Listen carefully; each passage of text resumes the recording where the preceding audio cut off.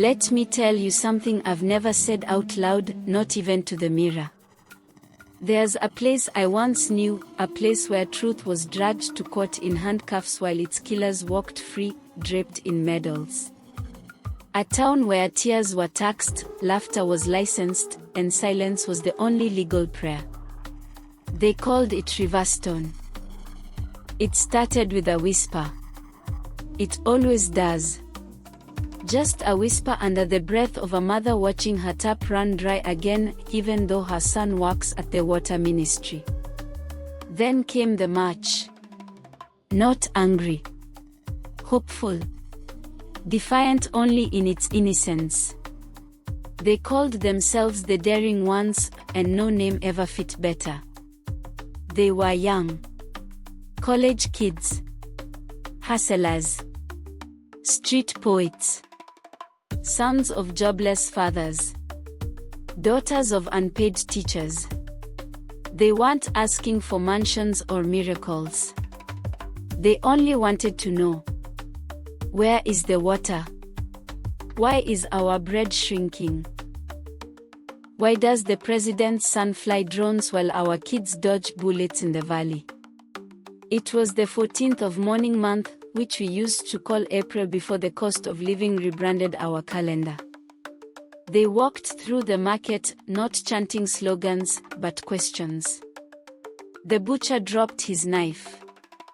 The mama mboga stopped wrapping sukuma. Even the hawkers selling fake perfumes paused to listen. It felt like the country had a pulse again. Then the whistles blew. They came from behind border borders. From roofs of unfinished malls. From inside police canteens repainted as command centers. The warden's men.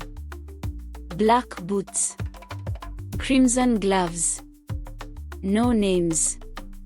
No faces. Only numbers on their sleeves like it was a lottery of violence. They didn't come to argue. They came to erase. Clubs met collarbones. Smoke grenades hissed in prayer.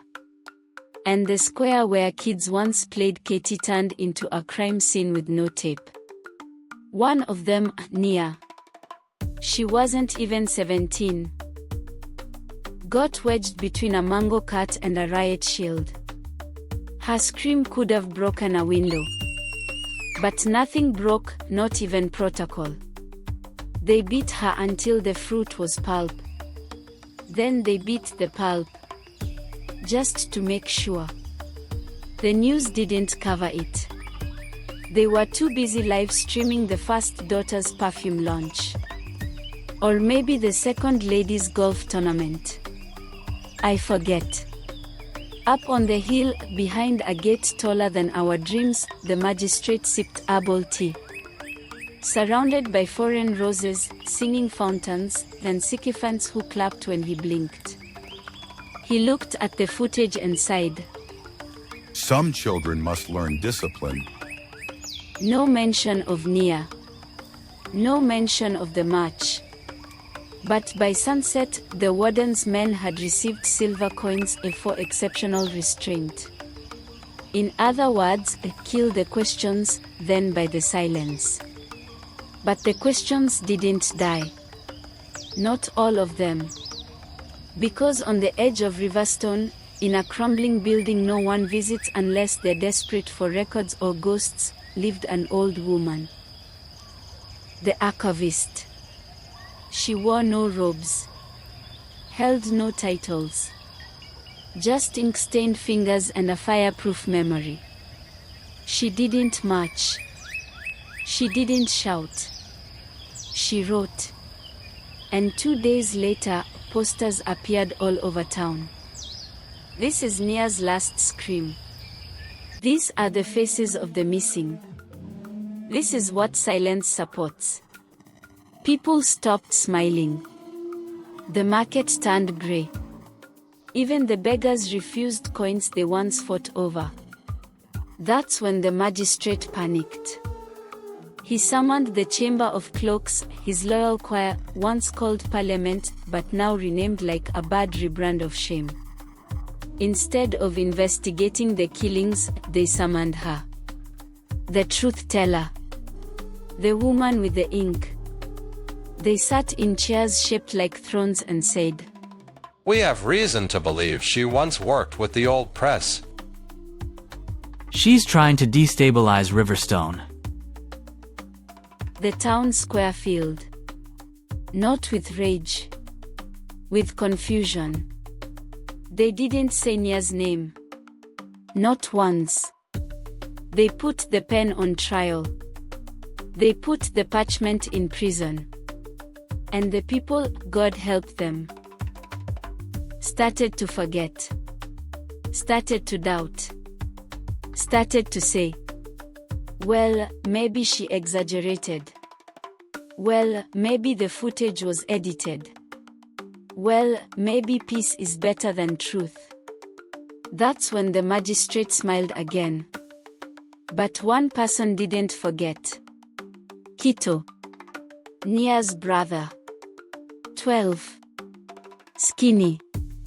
The kind of quiet that notices everything. During the trial, he walked to the courthouse. Alone. No camera crew.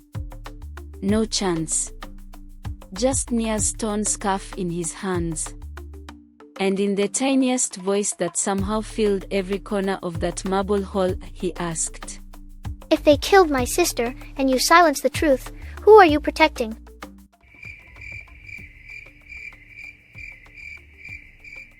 Silence.